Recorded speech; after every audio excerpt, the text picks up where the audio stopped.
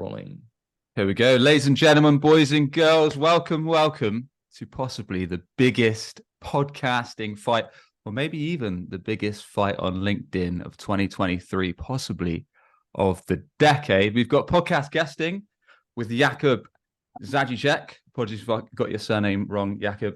And then we've got podcast hosting with Sir Tom Hunt. Jakub's from Speak On Podcast. Tom Hunt is the CEO over at Fame. Guys, welcome to the battle. What are our initial thoughts? What are we feeling, both sides? What are we feeling, Jakub? What are we feeling, Tom? Well, I'm prepared. I'm not sure if Tom is prepared, but I spent a lot of time preparing for this fight. I trained, I practiced, I took my time to prepare my answers. And this won't be easy for Tom. This won't be definitely easy for Tom to, hold his ground. And I hope that he will actually understand that podcast guesting is the strategy people should follow in 2024 and further. And I will do my best so everyone on this webinar will understand as well. That's a fighting intro. Tom, have we got any rebuttal to such? My question for Jakub is, when was the last time you guested on a podcast? Ooh. When is the last time I guested on a podcast? 2 months ago. There we go. Straight back in. There we go. And myself, better do a quick intro to myself. My name is Sam Dunning. I will be your host for this fine podcasting battle today. I am a co-owner over at Web Choice, and I host Business Growth Show, B2B Marketing Podcast. And just on that, Sam, you've released like 2,000 episodes, right, of your own podcast. Oh, my podcast? Yeah, I think we're on like 348 or 349 episodes, something like that. So overshot that by a bit, but that's an incredible achievement. Do your research.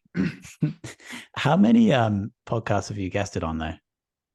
I've guested on quite a lot, because I'm one of those guys that when it comes to guesting, and this probably isn't in your favor, Tom, most of the time I say yes, but it's not like a straightaway thing. People have to bug me like 10 times unless it's like specific niched to what I want to talk about. But yeah, I'm not going to be too biased. I'll leave it at that because I don't want to be in Jakub's corner too much. Obviously, I host one, so I'm 50-50. I'm non-biased either way. But your podcast has definitely like helped you out with the business, right? Oh, you see what he's doing here, Jakub? Well, I don't like this early. You appeared on 46 podcasts. You appeared on 46 podcasts, Sam. That is a good number. Pretty much the third of 1/4 of the podcast that you produced. So yeah, I think. Yeah, you are definitely a good referee. yeah, I'm in the middle, guys. Come on, we'll let Jakub do a very quick intro to himself as well.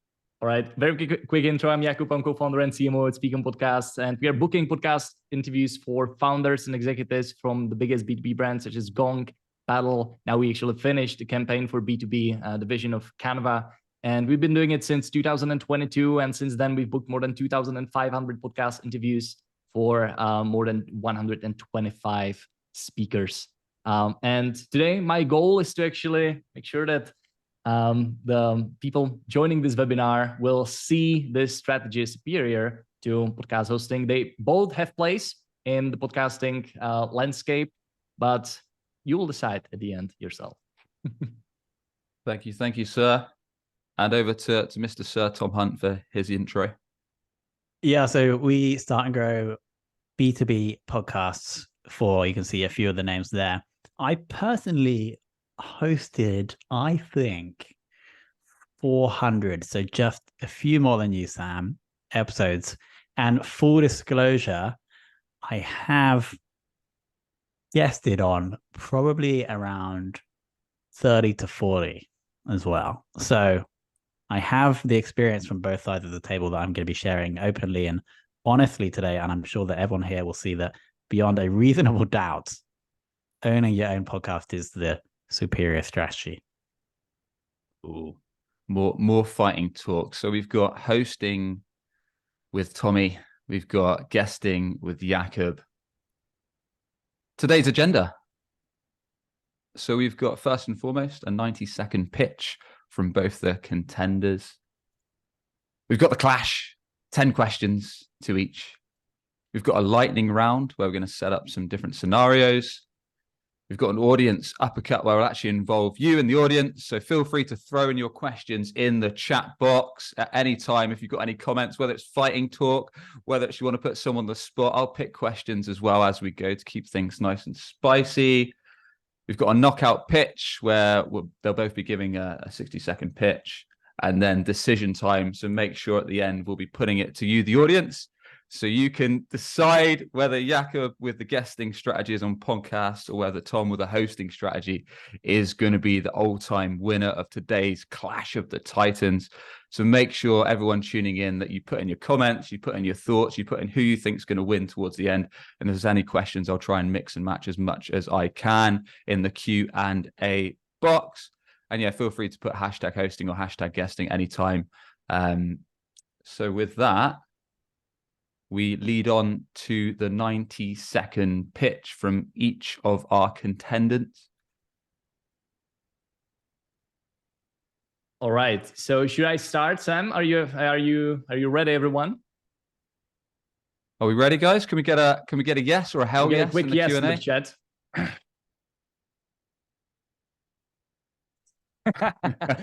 We got a no from Tom Hunt. We got a yeah from Akila. We got a yes from Priscilla. I'm not surprised that you're not ready, Tom. Yeah, Eddie's up for it. Irene's up for it. Good stuff. Stan's up for it. Michael's up for it. Tom's got the violin out. I think we've got some. Yeah, Errol seems to be up for it. Yeah. All right. So let's dive in. So 90-second pitch.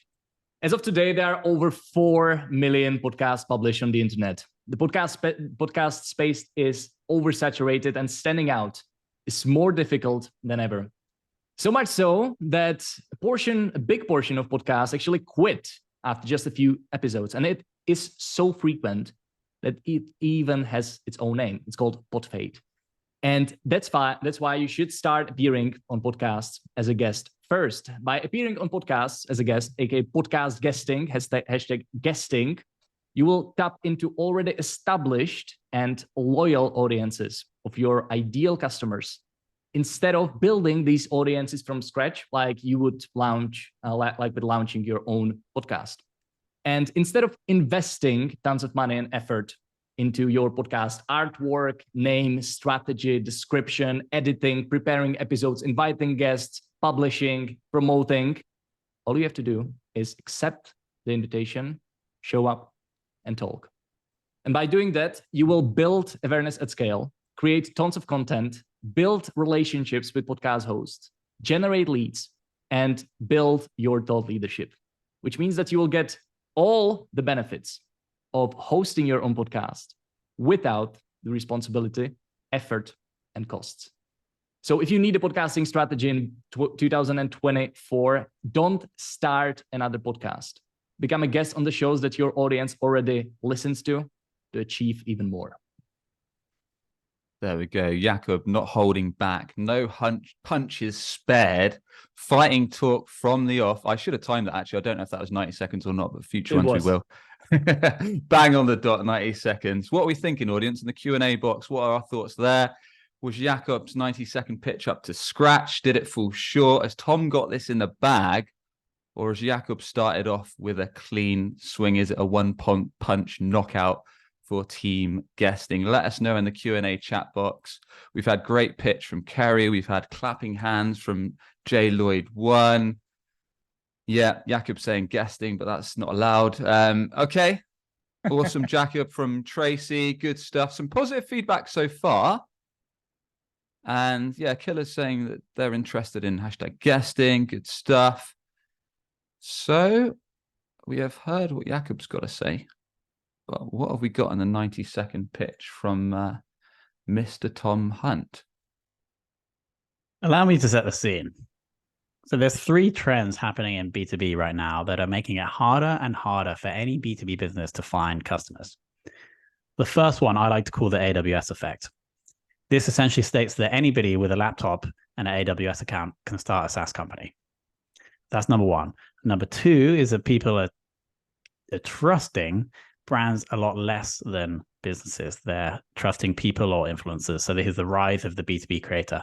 And then third is that of these ad platforms, Facebook and LinkedIn, have got more complex and advanced with their targeting, more and more people are seeing ads and therefore ignoring ads. And so what the sum of all these trends essentially means that in order for any B2B business to get customers, they need to have an audience of people that knows, likes, and trusts them. One of the best ways to get an audience to know, like, and trust a person within your business is to have your own audio stream of content, e.g., a podcast. And so that's why you should start your own podcast. As to why you should do that over being a guest on someone else's podcast is because, as I said, B2B businesses need to build their own audience of people that know, like, and trust them. When you have your own podcast, you have your own audience. You own that. No one can take it away from you. If you go on someone else's podcast, you're building their audience, not your own. There we go. What did we think, everyone? What do you think of Tom's 90-second pitch? What are our thoughts? He actually finished just short then. He had about 10 seconds to spare, but that's all he needed, apparently. So what are we thinking so far? Are we thinking Jakub with a guest on podcast? There goes my timer. Or are we thinking with Tom with the host your own podcast? What are our thoughts? Ash is with Tom. Will said Tom nailed it. What's Patrick Cummings saying? Patrick's saying without host, there's nothing to guest on. Well, I can't argue with it, but I don't want to be too much in favor of it. Point for Jakub from Michael. Agreed with Tom from Chad. HP's with Tom. Tom's winning for me. Akira Jakub. Oh, it's very close. It's very tight so far. I think you could probably cut the tension with a knife from what we've seen so far. This battle. Elo's building your own audience. Well, is that hosting? Is that guesting? I mean, I guess you could argue for both sides with that comment. Ria's saying Jakub. Eddie's saying Tom's the man. He might be biased because he works for Tom. Right. The clash. So next up, we have got some questions. And I believe that you're throwing these to each other, right, guys? This is correct. Jakub, how do you ensure that your client, the person who is becoming a guest on a podcast, is getting the exposure and engagement just by attending someone else's and recording someone else's podcast? So it comes down to a couple of important points. First, obviously, is to choose the right podcast to appear on. So you need to clearly understand who is that ideal customer or ideal listener that you would like to reach. So for example, let's say that you are selling that you're selling a CRM software. So you probably want to talk to VPs of sales, some sales directors and so on. So what you need to do is that you need to identify the right podcast to be a guest on. And that's really the first step. You want to have a list of shows that are relevant to your target audience. Once you have that, you actually need to prepare, to appear on that podcast. So you get invited and you need to prepare your talking points, your introductions, and your call to actions. It's something that you do once, and then you can just rinse and repeat, do it over and over again. And then it's really what's in your control, right? So how you promote the episode. So once the episode goes live, what do you do? Where do you promote it? And the good part is that even if you decide not to promote it, unlike with hosting your own podcast, the host will still promote it for you, and they will drive traffic to your social media channels, and they will help you to drive traffic to your website. And what I like the most, and what led to six-figure deals for our customers, is they control the one interaction they actually have full control over, which is the relationship and the interaction with the host. So by strategically building the relationship with the host, you will get the engagement and you will see the ROI as well. And of course, like on top of the, people reaching out to you and producing the content. So that is my answer for this question. Some big punches. Are we allowed rebuttals, or is it pure questions at this stage? We allow. Ooh. Ooh. Tom, any thoughts? I've heard a big hit, or I've heard six-figure deals from podcast guesting. That was what I took away from that. Can you tell us more about the six-figure deals? And definitely I can. We had a customer. He is still providing basically software to fight, cybersecurity threats. And he was guesting on cybersecurity podcasts and some business podcasts where he was talking about, how to basically be safe online.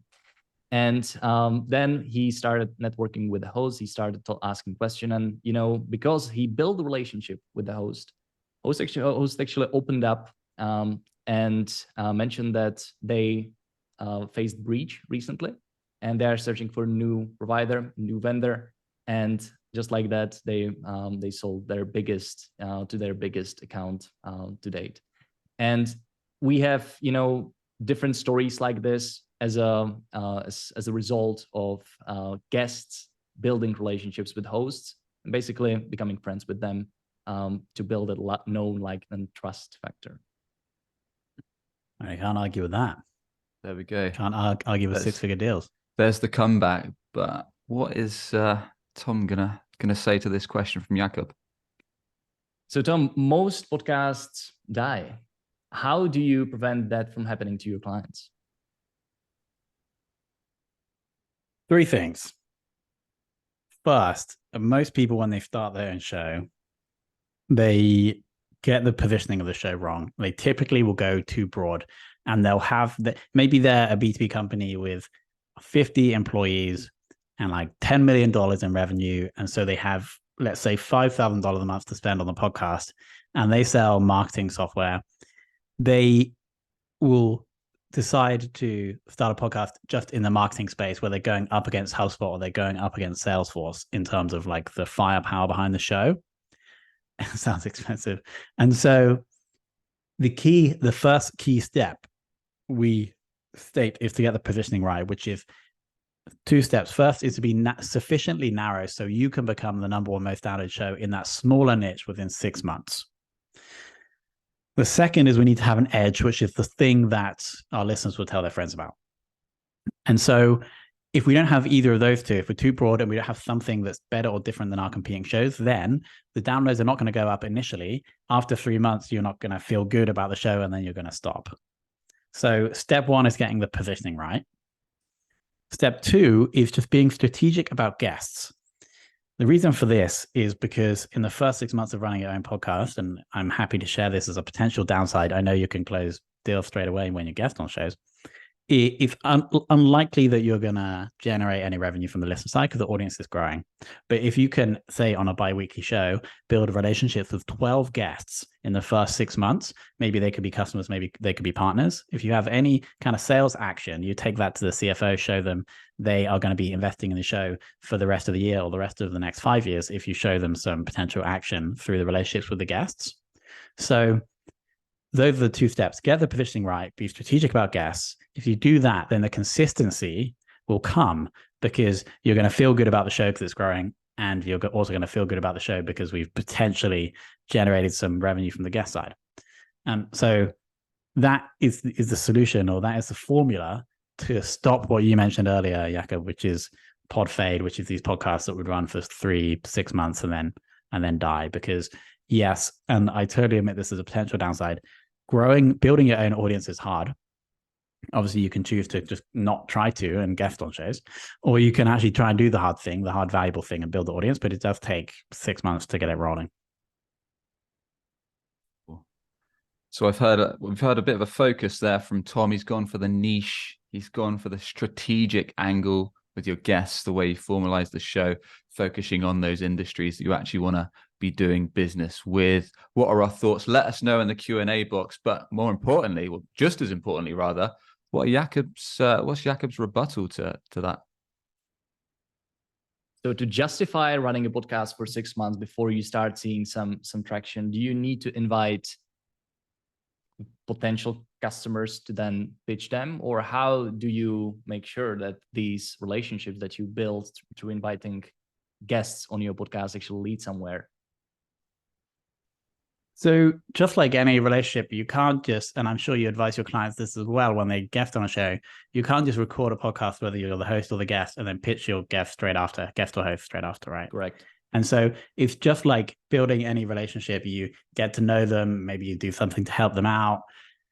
Potentially there's a way, if you're the host of a show, the guest comes on, maybe you formulate the questions in such a way that you may be able to uncover some kind of pain. Maybe you ask these questions after the recording has finished. If you uncover some problem, then either you or a salesperson in your team can then reach out at a later date, typically after the episode has been released, just to be like, hey, heard that episode. Seems like you've got a bit of pain here in this area. Why don't we jump on a call? And I think we could probably help you with that on the call. If you do that, then maybe you get on the sales call and they move into the sales process. So I wouldn't say there's no like silver bullet. There's no like email template that's going to turn them into a customer. It's like building the relationship, finding the pain, and then presenting your solution. I cannot argue with that. That's on point. That's something similar we do. We've had two very, very feisty rebuttals that have not been argued with. So we continue with Tom Hunt for a question. What would you say is the average payback period for a guesting campaign? Going off script here. If you just appear on podcasts and you don't do anything else that we recommend, it would take 6 to 12 months. Which is actually similar to what I would say is a reasonable ROI payback period for running your own show. Potentially slightly longer. I know because you are tapping in. I'm kind of doing your argument for you here, but it does seem like, and maybe you would agree here, Jakub, that if somebody is looking for an ROI faster from the world of B2B podcasting, the guesting could get them there faster. Would you agree? I think, it comes down again to the focusing on the relationships that you can control, whether it's you as a host networking with guests or you as a guest networking with host. So you can achieve ROI fastest by focusing on the interactions that you can actually create on your own predictably. I wouldn't necessarily say that one might be faster than another. Interesting. Yeah. Okay. Now let's dig into that then, and we're going completely off script. Sorry, Sam.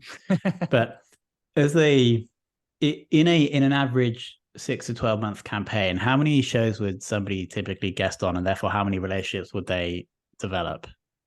Usually we book 2 podcasts per month. So in 6 months, it would be 12 bookings, and 24 in 12, it would be 24. But those are bookings, means that they can be scheduled a little bit more in advance. But on average, we can talk about 2 bookings per month. And that's kind of similar. The average cadence of a show, so the average number of relationships the host would develop running their own show, is bi-weekly. Mm-hmm. And therefore, within 6 to 12 months of either hosting or guesting, then the individual is going to build 12 to 24 relationships. My maths is right. So that makes total sense. Okay, I mean, it seems like we're kind of at a stalemate on this question. Yeah, that's true. We maybe found some common ground after all. Yeah, I think we have. So there we go. We're finding common ground.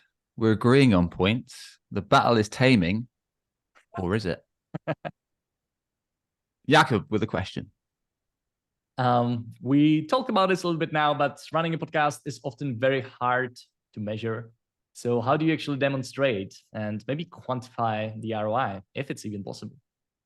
I love this question. So we break this down into guest side, as we've kind of been discussing, and then listener side. So let's do guest side first, because it's very easy to attribute. Let's say you're running a weekly show, 6 months. That's going to be, if my math is correct in my head, 24 relationships built.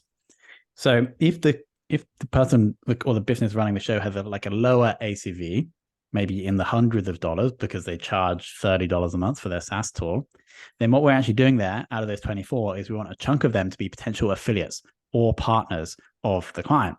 Because if we do that, and let's say that affiliate has an email list of 50,000 people, we build the relationship, they maybe get on a demo so we can show them the tool, they become an affiliate, they promote us to their audience of 50,000 people. That's going to bring revenue, and it's very easy to attribute because they're an affiliate that we signed up through the podcast. At the same time, if the client has a higher ACV, then maybe a chunk of those are going to be ideal customers. And obviously, it's very easy to attribute if a guest becomes a customer because they go into the CRM tagged as podcast guest. Easy. The actually longer term and more lucrative potential ROI comes from the listener side, though, as I mentioned at the start of this, building the audience of people that know, like, and trust you. So then the question is, how do you track that? How do you know if that impacts revenue? I will admit here, and this is probably a downside for both strategies, that tracking someone from listening to an episode on Apple Podcasts on their device to coming and becoming a customer is nearly impossible. Apple doesn't pass any data through, so you can't pixel people that listen to an episode. But what you can do is ensure that if anybody does come through to your site and signs up via your main CTA, whether that's a demo, proposal, or request, that we ask them where they're coming from. So the holy grail is seeing somebody say podcast in that free text field. It's called self-reported attribution. What do we do to increase the chances that happens is, as the show starts to grow, we like to put in ads for the client's main call to action and then a trackable link in the show notes. So we're going to be able to track by, if people click on that link, if ideally a completely separate landing page, so we can obviously track anybody that comes through that. We're going to have self-reported attribution on the main call to action. So if somebody wants to tell us that they came to us from the podcast, then great. But yeah, you are right. There's definitely some value that is lost. And I'll just give a quick example. Let's say we're writing an episode, writing a blog post for every episode, putting that as a blog post on our site. Somebody maybe comes in from Google, finds that article, gets value, and then 2 weeks later comes to sign up for a demo. Maybe they'll say they heard about that client, that person, or that company from the blog, or maybe they just won't say anything. And that's never going to be tracked. Maybe we ask them in the sales process where they heard about us, but again, they'll forget that blog post came from the podcast. So in summary, those are the two ways we track ROI, but I do agree there are parts, or there definitely is a chunk of ROI potential that is not trackable. Very similar with podcast guesting. It's a combination of something that you can really see that people clicked the link that was only mentioned during the episode, but very often it is about asking these qualitative questions, whether it's during the sales conversations or on the form. To give you an example, we have a customer, and she said that she doesn't see that people would mention that they came from podcast, but then once she's having the conversation, the people joining the calls are warmer. They already know her, and it's a conversation more about how can we work together. And it started happening after she became guest on a lot of podcasts, because people did their research before they jumped on a call, and they already knew what she wants to talk about, and what she stands for, and so on. So it was, as a result, much easier sell. But well, it's difficult to measure like this, right? It's difficult to put in the spreadsheet. See, hearing a lot of common ground between the two formats. So my takeaway is that it's fairly hard to measure, but you have to really speak to the prospects, whether that's kind of someone that's booked a call or filled out a form on your website. You need to understand how they've heard about you and their route to getting in touch. It sounds like it's not necessarily just a click of fingers and that you've generated a lead that's then turned into cash in the bank from either guesting or hosting, is what I'm getting from this. Pretty much. We continue. Mr. Hunt, will it be a crushing blow? Guesting is nerve-wracking and can expose vulnerabilities and is very unpredictable. How do you prepare your client? It is difficult if you are starting. No matter the preparation, there will be always that feeling of uncertainty. What can actually go wrong? And will I mess up? Will I maybe don't know any answer? But the thing is, it's important to understand how podcast hosts make decisions about inviting someone on their podcast. And they will make decisions based on the information they either receive or they can find online. And then, the conversation will evolve around these topics or posts that you wrote and so on.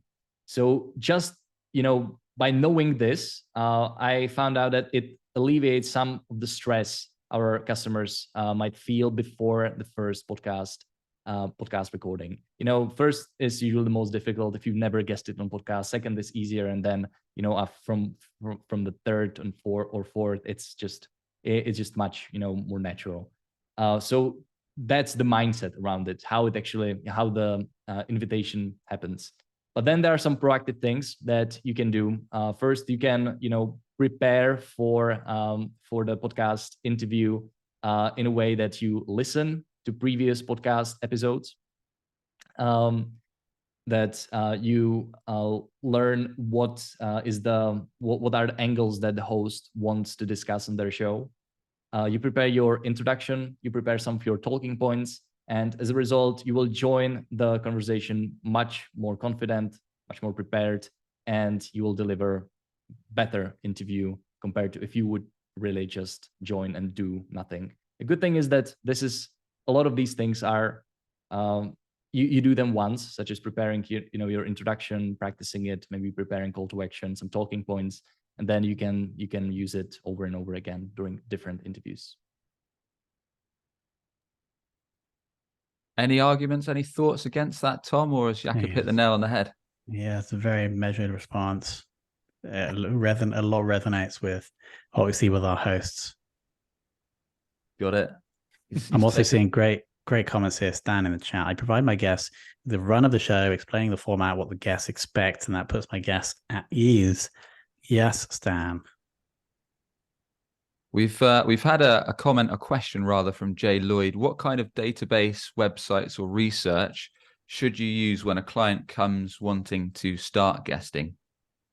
We use a couple of databases, but you can use listennotes.com. Just search for keywords that are the most relevant to your industry. So if you're in B2B marketing, search for B2B marketing in quotes, and it will give you all episodes and podcasts that mention this in the description of their podcast or in the title. And you will be able to find relevant shows by using this keyword strategy. Nice. Patrick coming in with a comment. Both good arguments here. It's looking very close. From what I'm seeing, there's equal blows coming from left, coming from right, coming from hosting, coming from guesting. That website is listennotes.com if you want to check it out. Keep the comments coming in. If we've got any questions that you want to throw to Jakub on team guesting, let us know. Or any questions for Tom Hunt on team podcast hosting, again, let us know. Or if you host your own podcast or if you guest on a podcast, we'd be interested to know the experience that you've had on either way. So keep those questions or points coming in the chat box. But we've got a question now from Jakub to Tom. Yes. So Tom, being a podcast host is hard. Not everyone is interesting enough to be host, or maybe they don't have that spark that makes, podcasts like Joe Rogan super successful. So how do you actually support someone who is struggling with hosting, but they really want to be podcast hosts? Yeah. So first, you nailed it. Like, you have to pick the right person. Often we have a client like a business who's planning to do a podcast, and then we would advise and support them in choosing the right person, because some can be taught and some can't be taught. But your question specifically was, what if somebody is going to be the host that maybe needs some support? So how do we do that? And how can we improve somebody's hosting skills? There's two different types of feedback that we can give in order for them to improve. The first of which is qualitative. So somebody does the thing, we assess, and then we give feedback qualitatively on this thing could be different or this thing could be better. Second is quantitative. So we're looking at what percentage of time the host is speaking versus the guest. We typically like to see 20 to 25% host, the rest with the guest. And then we can also, with software, track how many filler words this person is using during that interview, and then maybe challenge them next time to use the word "so" a little bit less. So those are the strategies we can use to improve. But really, it's a key part in the success of a show is the skill of the host.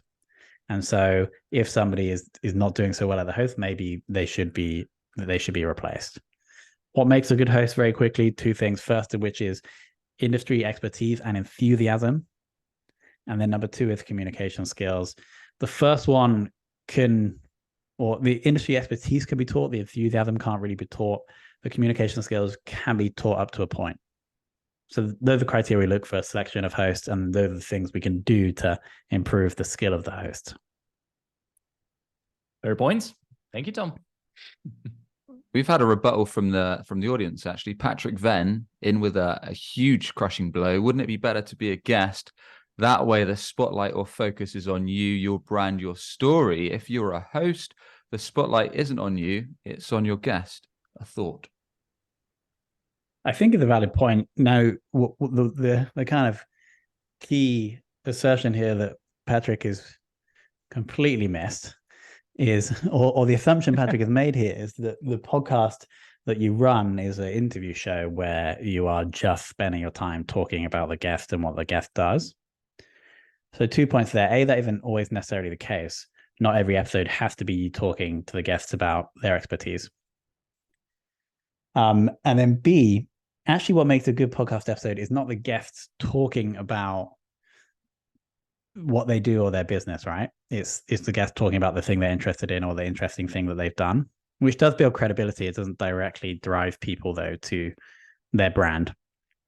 So I think the key there is that in order for you to influence an audience to want to buy from you, if you have your own show, you do need to share your own expertise, whether that's as you're hosting, you feed in that insight, or you even run solo episodes where you talk about the things that you're learning, your brand and your story. Oh, he's thrown in the solo episode rebuttal. Patrick, it'd be interesting to know your thoughts. Jakub, what are your thoughts, actually? Can you just do solo episodes instead of guesting? Like, is that not better? Thoughts? Well, solo episodes are definitely becoming a trend, specifically for the reason that Patrick mentioned, that all the spotlight is usually on the guest when you are appearing, when you are hosting interview-based shows. It's actually difficult to find balance if you're hosting an interview show to evenly showcase your expertise and not only shine light on the guest. And it is a difficult skill to master. So your personality actually shows through the interviews. And there are very few hosts who can do it well. Ooh. Some good arguments. I like Stan's comment just in. Your audience seldom remembers what the guests say. They always remember how you make them feel. That's an interesting point. And I guess that could be portrayed either way, right? Like, it could be that the host has kind of presented the show very, very well and asked great questions. But likewise, it could be that the guest on it has given some really valuable answers or tactics or strategies, whatever the conversation surrounds. All right, let's move. Tom Hunt to Jakub. So many podcasts, even more guests. How do you make your clients stand out from the crowd? So there are three things. First is it starts with the scheduling experience. So that's basically when the whole, standing from the crowd begins. We very often hear from podcast hosts, and our guests hear it from podcast hosts, that the way we represent them actually, puts them in really better position to be then interviewed. So it starts with the outreach. Then it's, thorough preparation. So just making sure that the guest is actually prepared. So we tell all our customers to listen to a podcast before they are guests, or maybe on double speed, listen to one episode. Will really give you a good idea of the show that you are about to appear on. And we hear again from podcast hosts that if guests do it, then the episode is much better because they know what to expect from the format. And lastly, it's the promotion. So, most podcast guests don't do a really good job promoting the episode. So we actually pay a lot of attention to our customers promoting the episode, and we also help them to create some content from it and so on. So those are the three main things: scheduling, experience, preparation, and promotion. Got it. We're going to go straight to the next one to keep time running smoothly. We've got a question from Jakub to Tom. So Tom, there are millions of podcasts. Why are your podcasts different?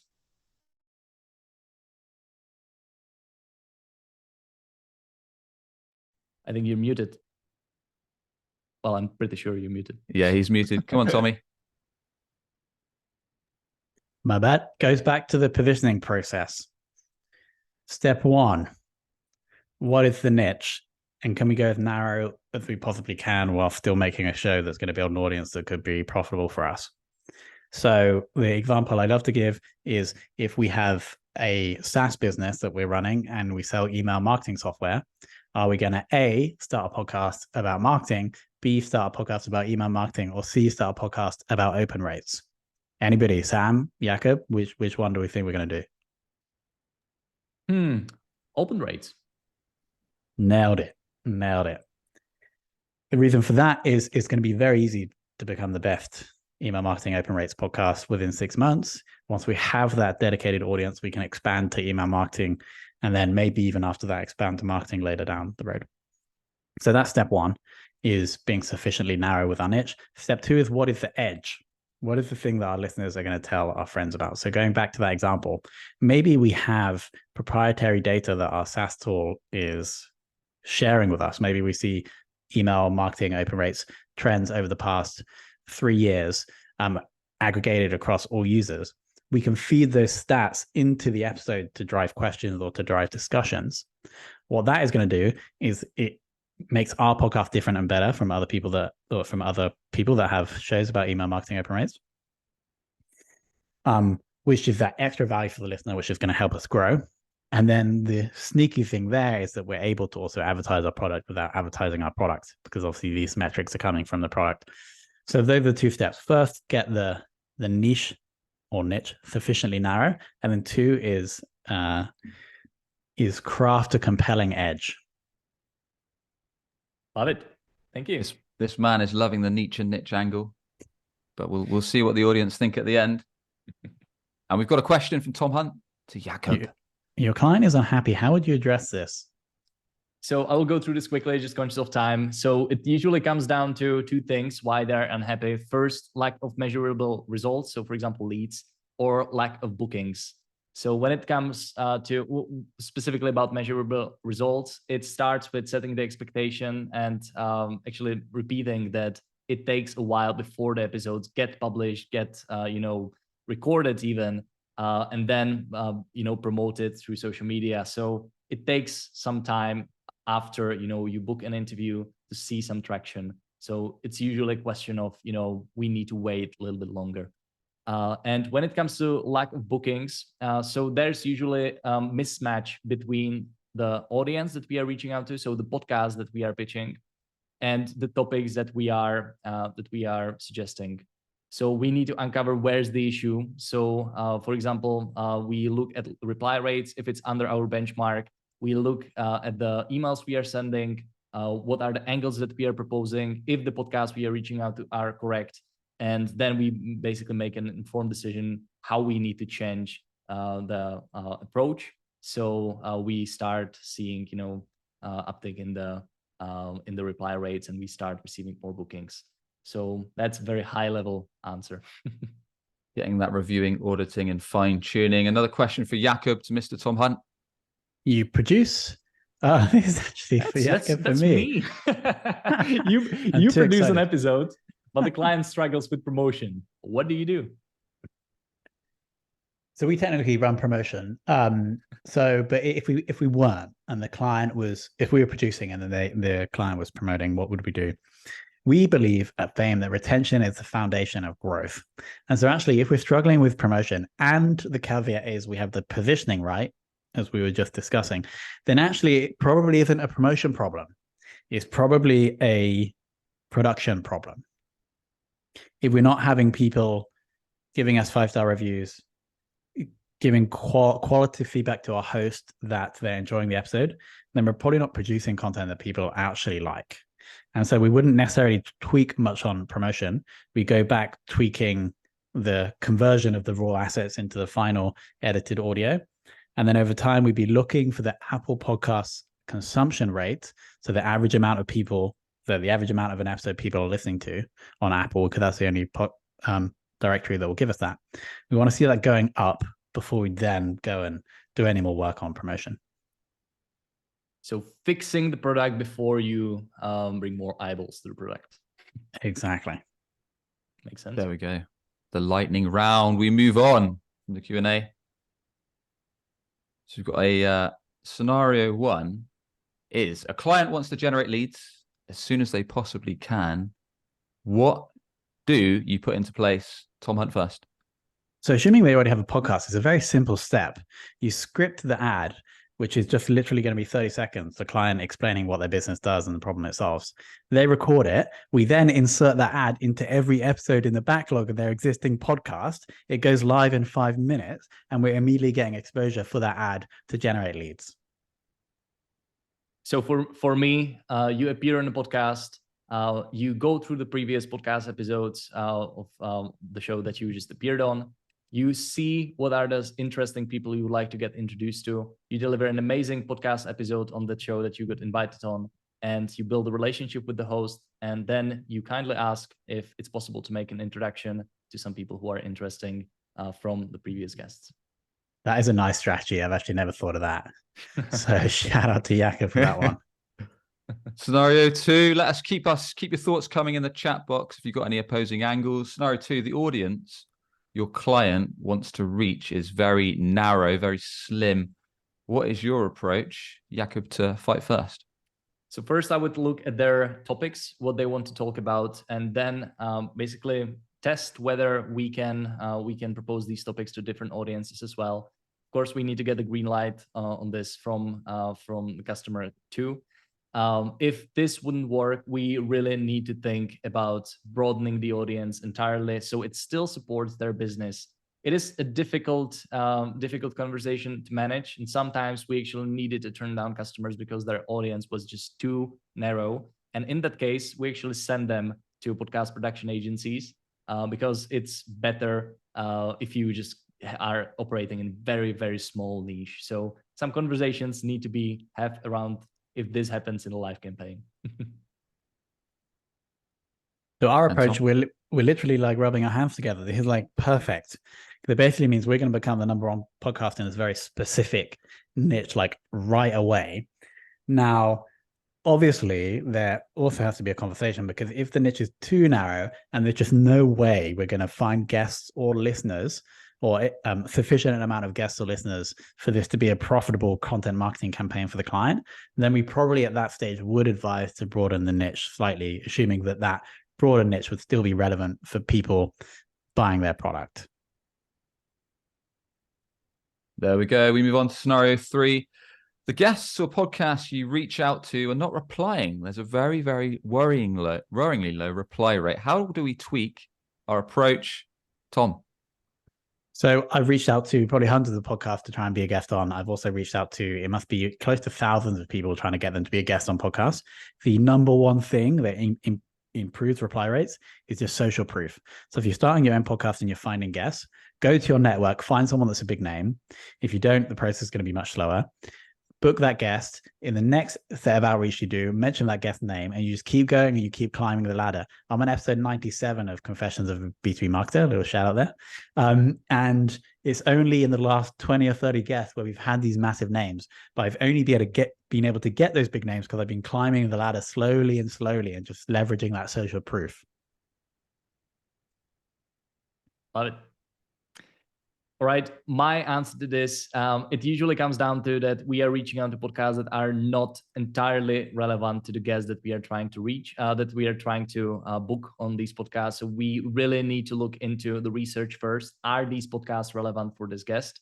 If the answer is yes, then we look into the outreach and just make sure that the emails we are sending are correct. That means we are leading with relevancy. So in the first paragraph, we mention why this guest is relevant. So what's in it for the host? And then we lead with credibility, because hosts don't really care if you are Forbes 30 under 30, if you have nothing to do with the topic of their podcast. There we go. Scenario four, the marketing team has a very clear strategy and well-defined messaging. How the heck do we ensure that podcasting fits into this? You've got Jakub first. So again, it starts with setting expectations correctly, because podcasting, it's not like producing a press release. You will never be fully in charge of where the direction of the interview will go. The host is actually running the podcast. So once this is understood within the team, we need to invite, the broader marketing people into the conversation and just align on what are the strategic objectives for the next 6 to 12 months to align the topics around that. And based on that, we are usually, good to go. We need to set some maybe constraints, what to talk about, what could be talked about, what shouldn't be talked about on these shows. But podcastos are usually well receptive when we mention these, small requirements. And Tom? As I've said multiple times, positioning is key for the success of the start of a podcast. What do we need for positioning? We need a narrow niche and we need an edge. To answer this question, if the marketing team has a clear strategy and well-defined messaging, that usually gives us the fuel we need to define the edge of the show. Let's say the marketing team have defined a unconventional belief that the business has about the market. That can normally be weaved into the edge of the show, into the description of the show, even the name of the show, into the questions we ask on the show. And so typically marketing teams absolutely love it when they hand over their strategy documents to us. And then we're like, okay, we'll take that and this will form that part of the show. So it's really the simple exercise of taking what the marketing team has and then feeding that into the positioning process for the podcast. There we go. And scenario 5, podcasting is a content goldmine. How do you squeeze the most content out of each and every episode? Tom, to go first. So everyone knows the 4 different types of content you can create from a video recording, right? We've got the audio, which is typically distributed to Apple Podcasts. We have the full-length video, that's video snippets, that's YouTube. We have text on LinkedIn, working very well now for B2B. And then we also have image that can also be used on any social platform. So that's like very basic stuff. We break it down into those 4 formats and we distribute. What gets more interesting is like the macro content we can produce. Let's say we're asking every question for like a data point. It's like a cybersecurity podcast and we're asking for a data point on cybersecurity. After 50 episodes, we have a unique database of cybersecurity data points that we can put into a Google Sheet and then give that away as a lead magnet. And so I would say the key here is just understanding the kind of micro distribution with the content that we can make through those 4 channels, but then also over time, when you're building this unique proprietary database of content that no one else has that you own, you can create these macro assets. So I wouldn't be repeating what you just said. Well, like with the formats that you can repurpose each interview into, because you can do pretty much the same with interviews as where you are as a guest. You cannot do the data points, but what you can do is that you can actually use your podcast interview as a sales follow-up during the sales process. And we've seen that this works so well because it elevates your credibility as a person who is trying to sell something to your prospect. And it is a nice touch, and it usually helps a lot, your sales staff to if they have some ammunition they can use during the follow-up process. And interviews of you speaking on other people's podcasts, we've seen that it carries a lot of weight and adds a lot of credibility to the seller. There we go. Some big fighting talk from both rounds. Now we've got the audience uppercut. We want question and answers. Any questions that you've got as the audience, everyone tuning in? Is there anything we've not covered? Patrick's just said something interesting. Business focused on building brand, creating big content engine. So Patrick's actually said that if you run a business, then you should host a podcast. But if you're a freelance or solopreneur, then you should guest on podcasts. Jakub or Tom, any thoughts? On the fence, Patrick. I would say, why would I say that if you are, I guess I am admitting that one potential downside of running your own show is it is more time and resource heavy. And therefore, that's maybe one reason why I would agree with Patrick here is that businesses would typically have more resources than a freelancer or a solopreneur. Yeah, that is the case. We work with both target, we basically board both groups, big B2B businesses and individuals as well. And it's really, and it's true, we've seen more individuals basically working with us for years because they have the right mindset. They don't need to resell every quarter. Why we are doing this. to people above. So there are very few B2B companies who actually understand the value of appearing on podcasts. So yeah, both groups work really. So quick question. Are you saying, maybe I'm derailing the conversation, you have a higher LTV with the freelancers, solopreneurs, like they last for longer? Well, we transitioned into B2B SaaS maybe like a year and a half or 2 years ago. But we still have some people from basically the first year working with us. So yes, we are seeing bigger, trend with consultants and solopreneurs renewing, but it's not significant. B2B brands renew as well. Nice. I'll challenge you both whilst we wait for some more comments from the audience. This goes to both of you, what is the biggest downside of your arguments, so hosting or guesting, but what is the very best upside? And you have to answer both honestly as you can. I would say upside of owning a show is that you're building your own audience. As I said at the start of this call, B2B businesses that own their own audience are going to win. If they don't, they're not going to be able to sell anything. And that's the upside. The downside, I would say, is probably, maybe running your own podcast versus running a guesting campaign. It's maybe double or maybe even triple total resources, so time and money, to do it properly. So that would be my response. The biggest downside of podcast guesting is that you're right. Like that's the opposite of podcast hosting. You're not building your own channel. Like you are leveraging other people's stages.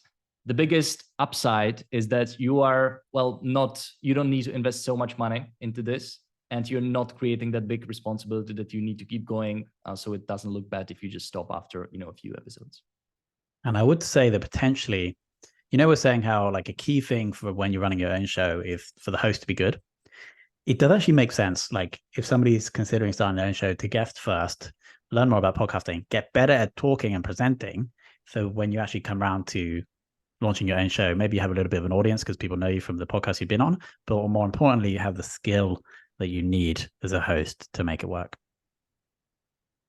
There we go. The fighting talk is rolling. Have we got time for more questions, Jakub, or do we need to wrap things up? Yeah, we need to start wrapping things up.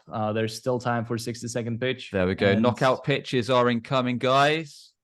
Let's go. Knockout pitch from Jakub.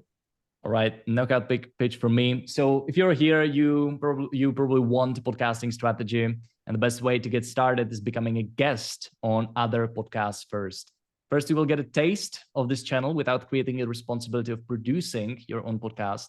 Second, it's much more affordable than running your own podcast. Our customers pay around £1,000 per month compared to, triple or maybe 5 times that some podcast production agencies can charge. And third, by appearing on relevant podcasts, you will instantly reach hundreds or thousands of your ideal B2B customers. And, it's instead of like slowly achieving it through launching your own podcast episode by episode. So if you need a podcasting strategy and you want to reach your ideal customers at scale, podcast guesting is the strategy that you should consider in 2024. Very big fighting talk there. But what is Mr. Tom Hunt on team hosting going to say? There's a reason why HubSpot bought the hustle. There's a reason why Lavender started Lavenderland. It's because these B2B businesses understand something that maybe you don't. And that is that B2B businesses that own their audience will win. With every day that goes past, it's getting harder and harder to build your own audience as more and more people realize this. And so the one knockout punch for the hosting corner is that you are going to have to, as a B2B business, build your own audience. So why not start today? The fighting talk won't stop. We've got some good arguments on either side. So decision time. Who is going to win? Roll up, roll up. You've been listening for the last 60 minutes.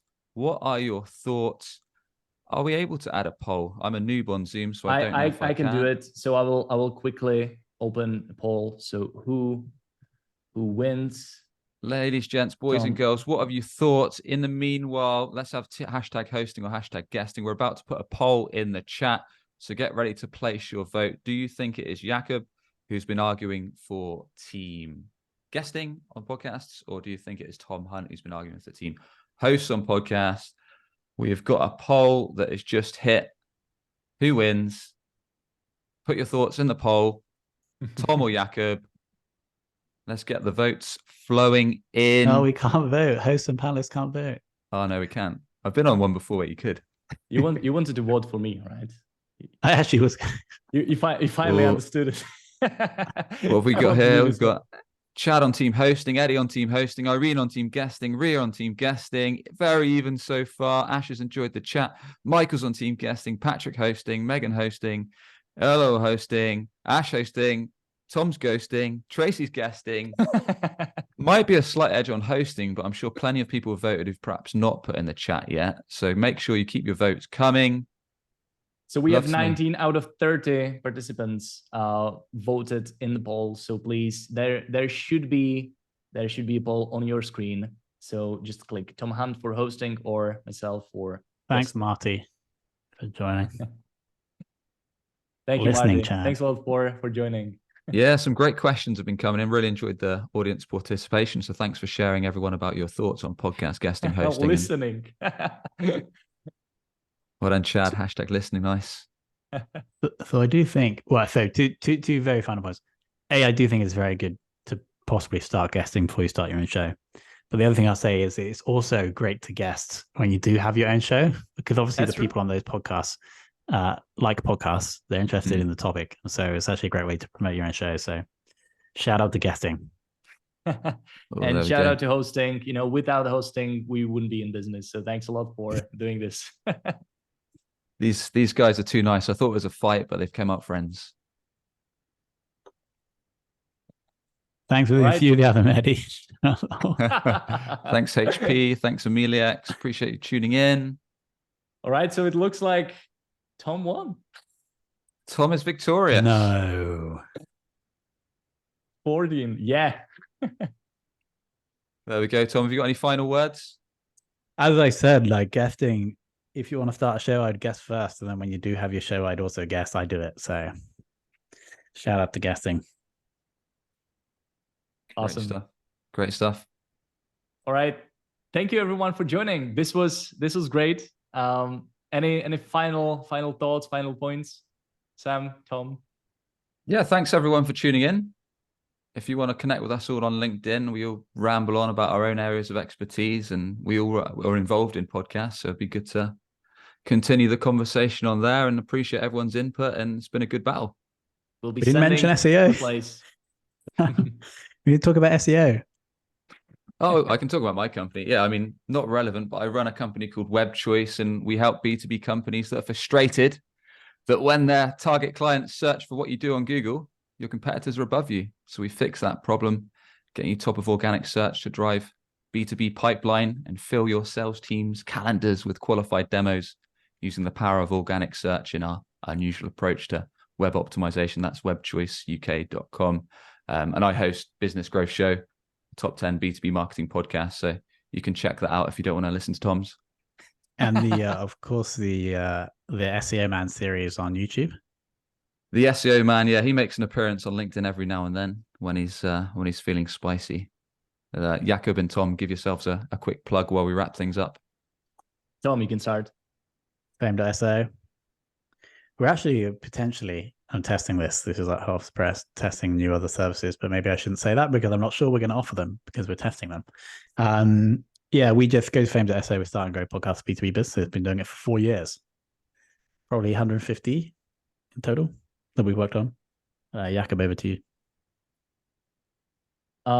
Yeah. So, if you want to chat, feel free to reach out to me on LinkedIn. We dropped all the links into the chat, so feel free to connect with all of us. And we'll be sending replays of this webinar into your inbox. So if you need to watch it again, please do. And if you want to get placed on podcast, just send me a DM or send me an email to Jakub at speakonpodcast.com, and we're more than happy to figure something out. Great stuff, guys. Good battle. Congrats on the win, Tom. Great fight, Jakub. And thanks everyone for tuning in. Thank you very much. Good team. Bye-bye.